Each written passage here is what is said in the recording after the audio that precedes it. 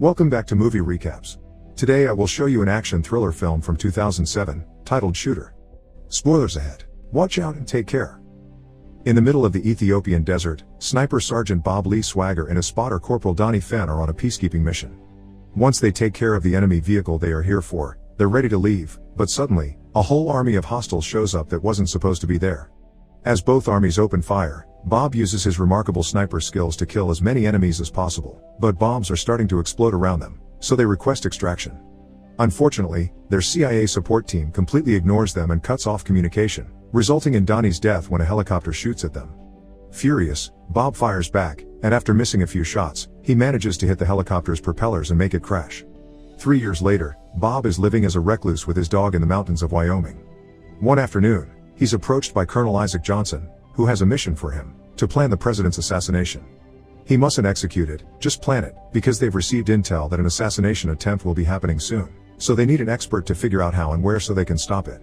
Bob at first says no, but before leaving, Johnson gives him the information anyway as he appeals to his sense of duty. After testing the distance the president would be at with his own rifle and thinking about it a lot, Bob decides he will help. He visits the 3 locations the president will give a speech at and studies all the details until he comes to the conclusion that the attempt will be happening in Philadelphia. When he visits Johnson to inform him of this, Johnson congratulates him on a job well done and convinces him to come on the day of the event so he can be their spotter. Bob also meets Michael Shandor, another former soldier helping with the operation. On the day of the event, Bob joins Johnson's team in a room overlooking the site, which they set up with the help of a local cop. When the time comes for the president to give his speech after the Ethiopian archbishop, Bob warns them that this is the perfect moment for shooting and they should stop the president from getting on stage. However, they don't listen to him. Instead, the cop shoots at Bob as the mysterious enemy shoots at the president. Bob is wounded twice, but he manages to escape by jumping through the window and then through a building's glass ceiling. While Johnson's team cleans the room and only leaves Bob's rifle behind, Bob runs through the streets and comes across FBI agent Nick Memphis. Since Nick is a rookie, it's easy for Bob to disarm him and handcuff him to a railing. Then he steals his car keys as he tells him he didn't do it and it was all a setup. The city is quickly taken over by the police and the FBI, who even send helicopters to chase after Bob. To lose them for a while, Bob enters a car wash and while the car is cleaned, he cuts open the backseat to reach into the trunk and get a first aid kit that he uses to provisionally deal with his wounds. Afterward, he goes back to the streets, where after a long chase, Bob finds himself surrounded by cops. Seeing as he has no other choice, he drives the car in reverse and throws it in the river. A few moments later, when the FBI finds the car, it's empty. Bob has escaped by hitching a ride on a barge. He returns to land on the other side of the river and steals a truck that allows him to drive by security with no issues. Meanwhile, Bob's picture is appearing all over the news. Nick's failure is also being talked about, so his boss informs him he'll go through a review for having embarrassed the FBI. Nick remembers Bob said it was all a setup, but his boss doesn't believe him and warns him against putting that on his report. When night falls, Bob stops by a grocery store, but only enters it after cutting off its power so he can't be recognized in the darkness. Once he has what he needs, he breaks into a mechanic shop to steal a few more tools and use their bathroom. There, he uses the supplies he bought to make an improvised .4 that he injects into his arm. Back to Nick, he's been put on phone duty, and he gets a call from the grocery store clerk that thinks the man from earlier could have been Bob. Nick believes her, recognizing the things Bob bought as an old method to treat wounds, but his boss doesn't take him seriously when he tries to report it. Nick still doesn't give up though, and starts researching all the details of the incident, thinking something is amiss. He spends the night in his office without sleeping, and when his co-worker Lourdes Galindo finds him there in the morning, he tells her all the clues he's found. In return, Lourdes tells him that the cop that shot Bob has been found dead, which further confirms Nick's conspiracy theory. After disguising himself as a mechanic, Bob drives for hours until he makes it to Kentucky and goes to see Donnie's widow Sarah Fenn. They never talk since Donnie died, although Bob did write her a letter when it happened and sends her flowers every year, so Sarah remembers him. She's also seen the news and is wary to let him in, but Bob convinces her he's innocent when he tells her he'd rather let her shoot him than go back. After Sarah informs him that the president is fine and it was the Ethiopian archbishop that got shot, Bob gives her a list of supplies she needs to buy so she can take care of his wounds. The supplies include a bunch of whipped cream cans, from which Bob inhales the nitrous oxide gas so he's passed out while Sarah stitches him up. In the meantime, Nick visits all the buildings surrounding the area of the incident and finds tripod marks on the floor of an old bell tower. Then he goes to a cybercafe to chat with some weapons experts that quickly tell him about the remote-controlled rifles that could have been used in such a situation. When Bob wakes up, Sarah tells him his dog has been shot because they thought he wasn't going back. Bob's determined to clear his name, and he thinks Nick is the only way to do that, so he makes a plan to meet him. Sarah accepts to help him, and even gives him Donnie's old hunting rifle. The plan is simple. Sarah puts on a disguise and approaches Nick at a cafe to give him Bob's vehicle's ID information. That way when Nick investigates the information on the system, it'll get Johnson's attention. Sarah executes the plan perfectly, but Bob, who has been watching from afar, is found by the police asking for an ID. For a trained soldier like him, it isn't hard to fight them and even use their own dog against them, so Bob gets to knock them out and steal a radio before running away. Meanwhile, Nick does exactly as Bob predicted and searches for the car information in the system, but it's under a level of clearance he doesn't have access to.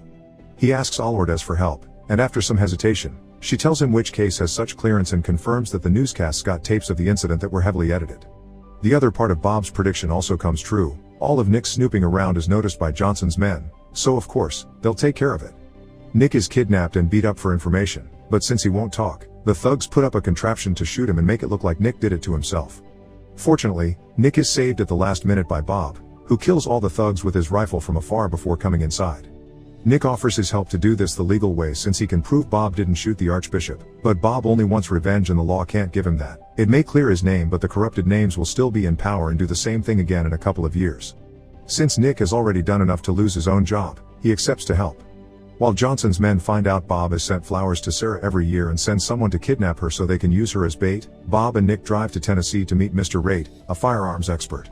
Mr. Raitt tells them about a technique called paper patching, which makes it possible for a bullet to be fired from one rifle but made to look like it came from another. This is how Johnson framed Bob. They used a round Bob fired when he did the test before accepting the mission. Mr. Raitt also tells him that the only sniper left alive besides Bob that could have pulled such a trick is Mikhail Serbiak, whose description quickly makes Bob realize it's Sandor's real name. Nick calls Alwardes so she can find information about Sandor's past, and she gets them the location of where to find him. This is actually a setup by Johnson, who has ordered Sandor to be bait for Bob. Johnson also calls in a favor from Senator Charles Meacham, who wants to see Bob dead too. It's late at night when Johnson's men break into Sarah's home. She manages to kill one of them, but the other one captures her, promising her to have a good time together. After they arrive at Virginia where Sandor is hiding, Bob and Nick go to a hardware store to buy a bunch of supplies they use to make their bombs, since Bob has already guessed there's a trap waiting for them. He also teaches Nick a sniper's basic knowledge so he can help as a spotter. When the time comes to act, Nick stays camouflaged in the bushes while giving Bob the location of the guards through the communicator. One by one, Bob takes most of the men out and spreads the bombs they made around the area before entering the house. Sandor isn't surprised to see him and accepts to explain it all. He doesn't know Johnson's real name, but he used Sandor the same way he used Bob, and he did it to many other snipers too. Find a wounded soldier, appeal to his honor for a single job, then throw him aside like an old dog. The whole mission has always been planned to kill the Archbishop, and pretending the shot had been intended for the president as the cover. The Archbishop was about to tell the public about an entire village that was wiped out so an oil pipeline could be laid through by an organization that exploits economic assets in developing countries, run by Meacham and Johnson. This happened in Ethiopia 3 years ago, and that's how Bob learns that he unwittingly provided overwatch for that massacre that day, which is why he and Donnie were left to die. As Nick tells Bob that soldiers have arrived and are surrounding the house, Sandor confesses he's been talking only to keep Bob inside while backup arrived. Then he reminds Bob that this conspiracy runs deep and there isn't just one head to cut. He also informs him of Johnson having Sarah before he puts a gun under his chin to end things on his own terms. The soldiers then begin breaking into the house, so Bob fights them off as Nick activates the pipe bombs and the gas. With the smoke as cover, Bob leaves the house and continues to shoot more soldiers as he runs into a safe spot. Then Nick activates the napalm before sniping any remaining soldiers so Bob can escape safely. A helicopter soon arrives at the area, but after what happened in Ethiopia, this time Bob is ready for it. He and Nick run away so the helicopter can chase them, and once he flies over the right spot, Bob detonates a bomb that lights the helicopter on fire and makes it crash. The pair manages to escape to Montana, where Nick calls Alwardes and gets her to put him on the line with his boss.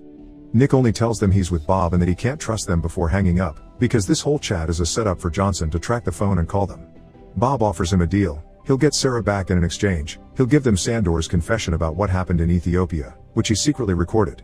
He also demands the exchange to be done with Meacham for extra privacy. They agree to meet on a snowy mountain. Johnson, Meacham, Sarah and her captor get there first. A man suddenly appears a few steps away and begins approaching them, so Johnson's hidden snipers shoot him and he falls.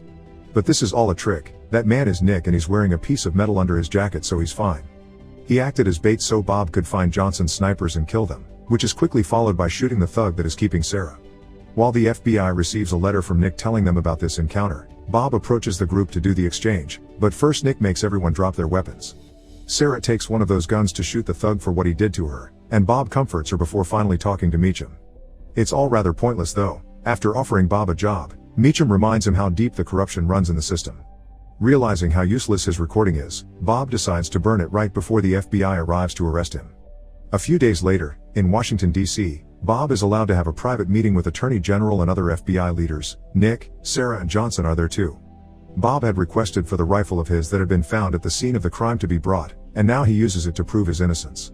Since Bob swaps all of the firing pins out of his guns whenever he leaves home, this rifle is unable to shoot correctly, and Bob demonstrates so by failing to fire at Nick.